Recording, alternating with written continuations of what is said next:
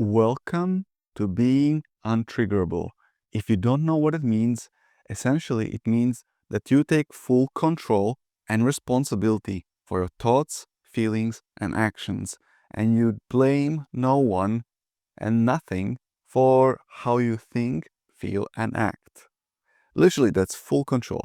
And being triggered basically means that something happens, either someone says something to you or a situation occurs, which makes you usually feel certain way, like fearful, worried, angry, and then usually you want to do something about it, like you feel like responding, reacting, you feel like saying something, and usually being triggered means below your normal or below neutral emotions. So usually those are negative emotions that trigger you.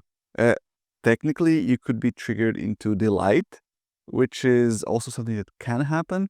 However, this is not a connotation most people use, and we're not going to touch this trigger into delight in this video. We're mostly thinking about when someone triggers you into low vibration and how and what to do to get untriggered, to be untriggerable in essence. That's what this video is about.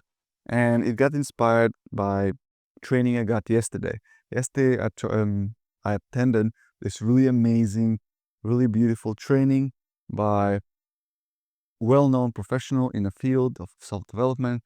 And she shared this personal story about how this trigger happened.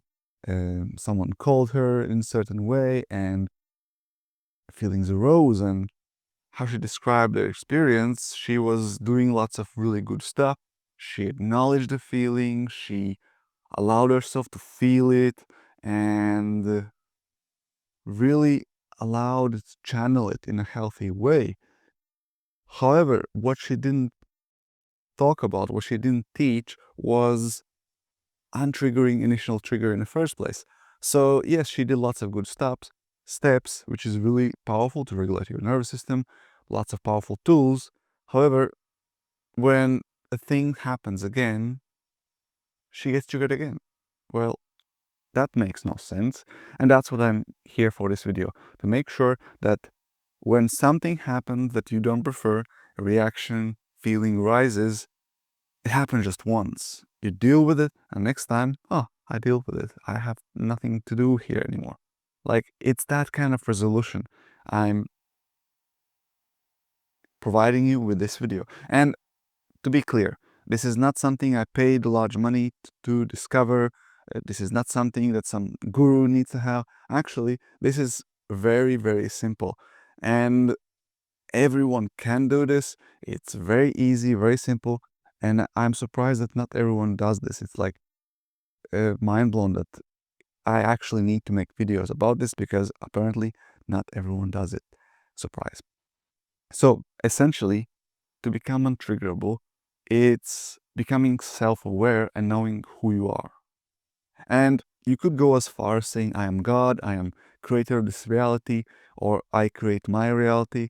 Or you could be as pragmatical as, I am in control of my feelings, thoughts, and actions. Doesn't matter which perspective you shift. The point is that you take responsibility of your reality, your thoughts, feelings, and actions. And you say that only I create my emotions, and everyone else can contribute. I can allow them to contribute, or I can tell them, well, this is not a favorable feeling, so let me not allow them this luxury of telling how I should feel. That's what essentially triggering means. You allow other people tell and circumstances to tell how you feel. Like the other day, I lost access to my laptop, which seemed to be the worst case till Friday. So I just said, no, I'm not gonna feel bad about this. Like, I'm gonna order a replacement charger and nothing else I can do about it. Like, there's no point of me feeling bad about it. Like, that's it, end of the story. And I could be like as blunt as this, or I could be more caring. That, like, that doesn't really matter. Depends what's your relationship with yourself. Because at the end of the day, it's you building your relationship with yourself. And who are you? Well, that's the question you have to answer yourself. Who are you?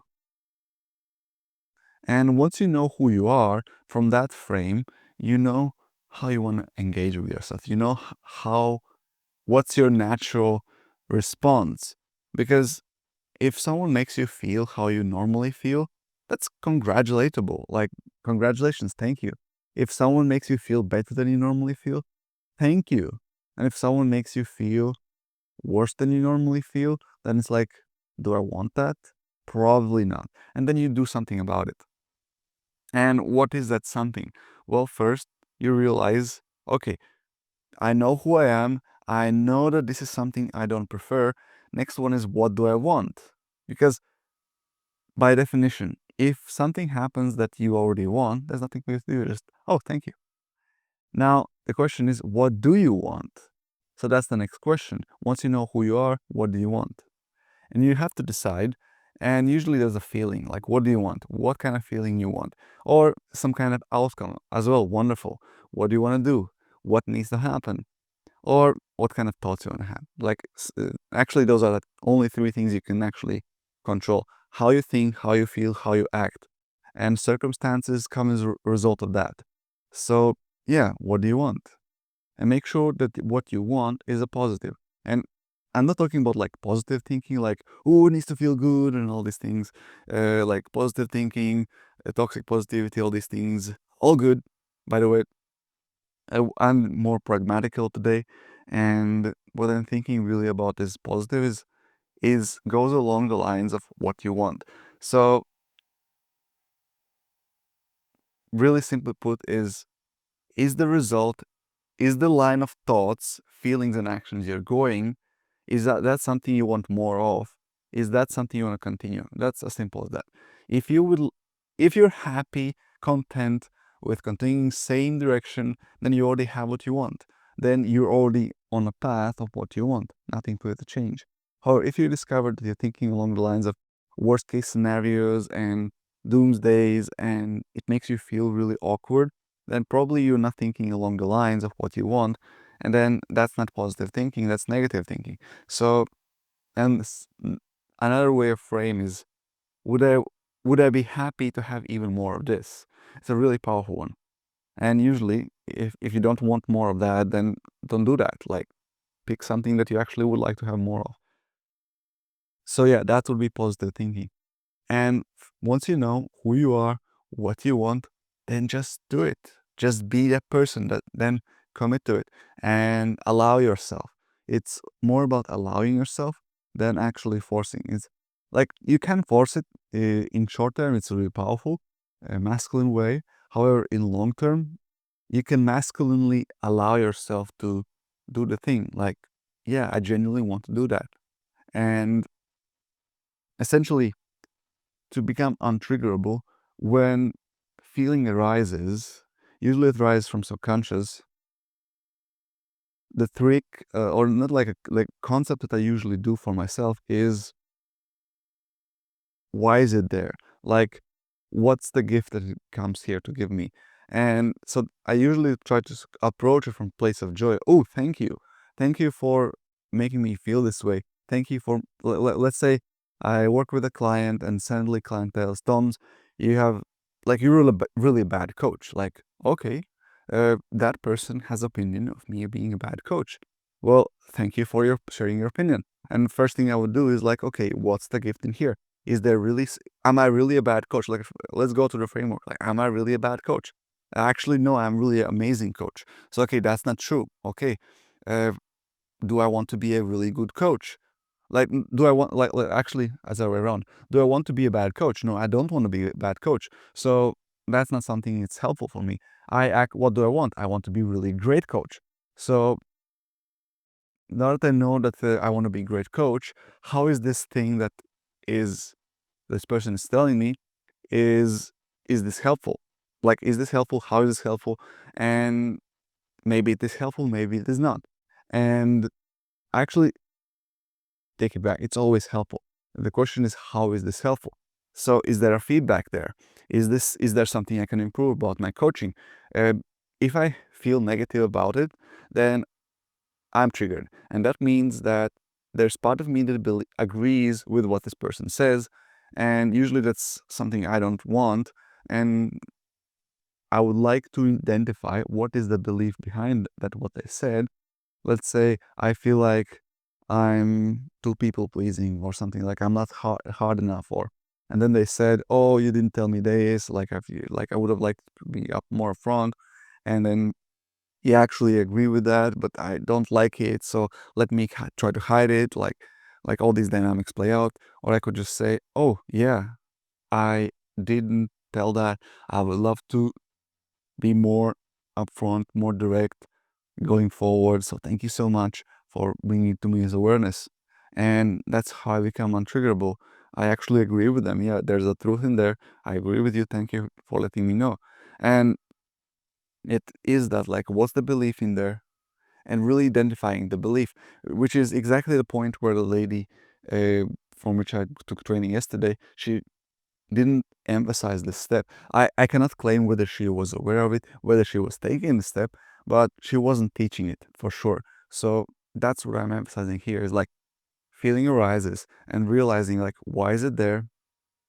What would I need to believe? So the question that I always often ask myself is, what would I need to believe for me to feel this way? So that's a really powerful one. What would I need to believe for me to feel this way? So if the person says, "Thomas, you're a bad coach, you're just gave me shit advice," for example, and now I still feel really bad. Now the question is, what would I need to believe to feel really bad about it? And the answer is quite simple. Like, I would need to believe that I'm a bad coach, that I gave shit advice. I will continue giving shit advice, because why would I feel bad about giving shit advice once?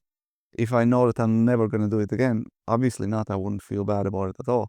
So I would need to believe that it's going to happen again. I have no power to change it, and many other things kind of piling up, which none of them are true. None of them are who I am. None of them are who I want to be. So why would I feel bad about it? There's no reason for me to feel bad about it. And once I realized that I am a great coach, I want to be even greater coach, I will become even greater coach. And whatever I got here is helping me to become even greater. Either choosing better clients, or maybe I realize, oh, actually, I'm a great coach. I have done nothing wrong. However, I could have approached the situation better. However, I don't really enjoy working with these kind of clients. So maybe that's a wake up call for me. Is it like, thank you. I rather work with someone who actually wants to take more responsibility for their work. And I don't want to do this kind of like a care for, like, this long, convincing, caring, and emotional support work. I can do that. Maybe I just don't want to do that. And that's why it came off like that. So again, it shows me more of what I want and helps me to connect with more of the clients I really want to connect with. Clients who actually take responsibility, more responsibility for their work, for their emotions, and so whatever the situation is. So yeah, so to recap, who are you? What do you want? And if you feel triggered, what would you need to believe for this to happen? And once you figure out the belief, it's usually a fear. And if it's a fear, quick trick: fear always lies. This is a fact. This is a universal principle I discovered in my life, and I've seen it all the time. So once I discovered it, it's like, of course, yeah, fear always lies. And as soon as I'm able to detach by realizing who I am and see myself separate as from the fear, I can see, okay, if the fear says, "Tom's, you're a bad coach," the truth is, I'm a great coach. Very simple. Oh, I'm a great coach. So from perspective, I'm a great coach. What does this tell to me? So this kind of creating the separation between me and a feeling is always really helpful. And that's what meditation is about, is by really creating the separation between you as a feeler and a feeling you feel. So let's go into the practice and practice this detachment from you, who you are, what do you want, and feeling yourself as separate. So yeah, let's practice. being untriggerable. So find a comfortable place where you feel safe and undisturbed for the remainder of this practice. Put yourself in a calm state. Relax your body. You may stretch, reach out. Whatever you need to do to relax your physical body, close your eyes and go within. You may gently slow down your breathing. You may focus on your exhalations and breathe out any discomfort, any uncomfortable feeling you may feel. Just be present. You may put one hand or both hands on top of your heart, really feeling yourself and your heart.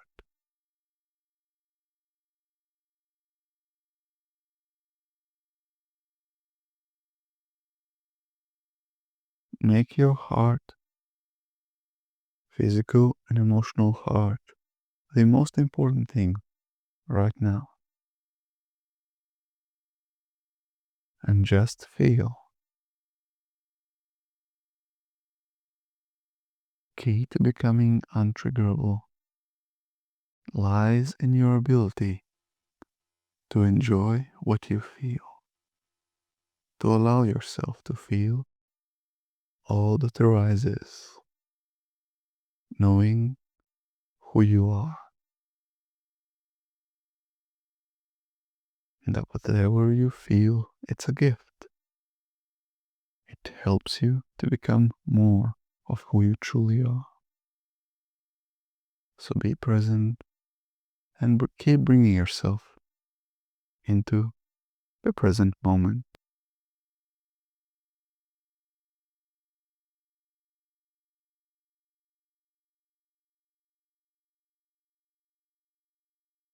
Keep relaxing your physical body and allow yourself to feel.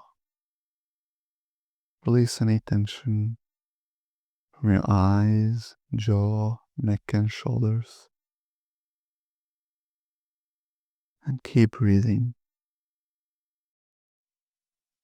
Notice any physical or emotional tension and release it with each exhalation.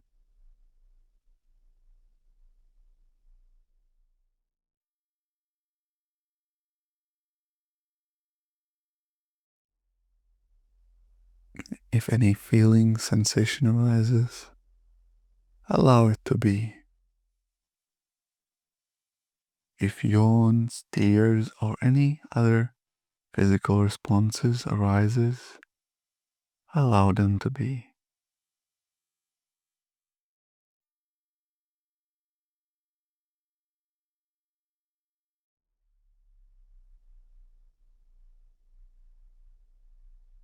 If any spasms, shaking of your body arises, allow it as well. It's completely natural and welcome. Shaking is natural stress response. Allowing any tension to release and shake it off. That's why dancing is one of the most powerful de-triggering techniques.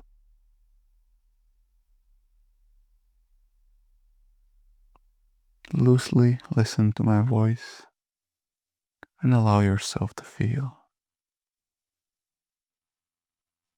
Allow yourself to be, do, and have whatever you truly want to be and do. Don't stop yourself from doing what you feel like doing. If you feel like stretching, stretch. If you feel like shaking, shake. Allow yourself to be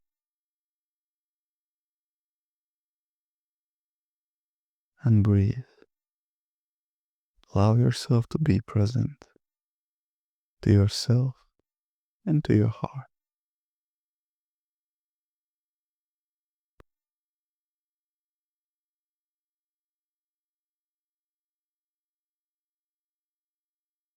And if there's just one thing only you do in this meditation, then ask yourself, what do I want? You can ask your heart, what do you want? What do you want? And listen, as long as it takes to hear your answer, knowing full well that answer comes instantaneously. You already have it. Whatever you feel, think, observe, that's your answer to your question, what do you want? It may take time to unpack it, to really become consciously aware of the answer. That's completely normal.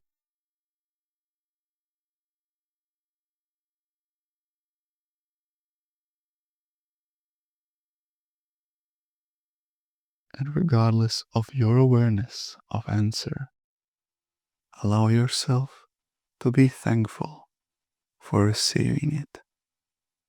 Thank you, thank you, thank you.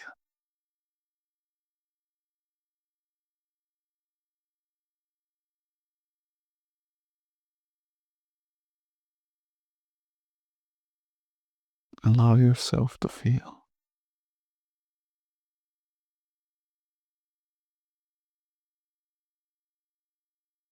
And whatever you feel, you may also ask yourself, what would I need to believe to feel this way?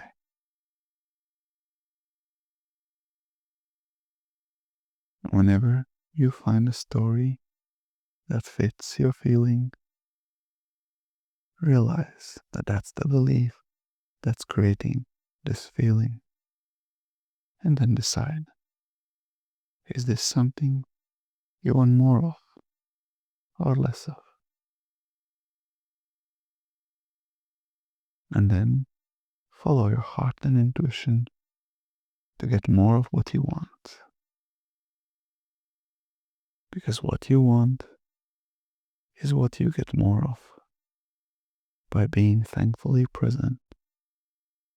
Thank you, thank you, thank you.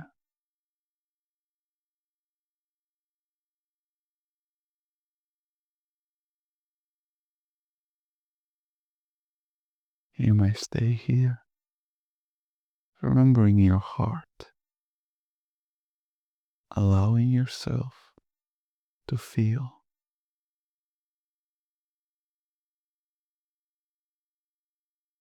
You may stay here as long as you like, allowing yourself to be, allowing yourself to feel. Be as long as you like. And whenever ready, you may open your eyes and have it magical. Thank you, thank you, thank you. Thank you again for taking your time to untrigger you. And quick afterward, I had a quick conversation with my spirit guides, and they pointed me out to a fact that I forgot to mention this important piece. Like, once you know who you are, what you want, and what you believe, don't you need some help with releasing those limiting beliefs? And the quick answer is no. Becoming aware of belief that you don't believe, a limiting belief, is the end of release of belief. Because once you know who you are and what you want, if there's a belief that you don't want, you just release it because you see it's not part of you. It's nothing to do with you. So I just let it go. And that is as simple as that. And once you know that, life becomes easy and magical. So have it magical.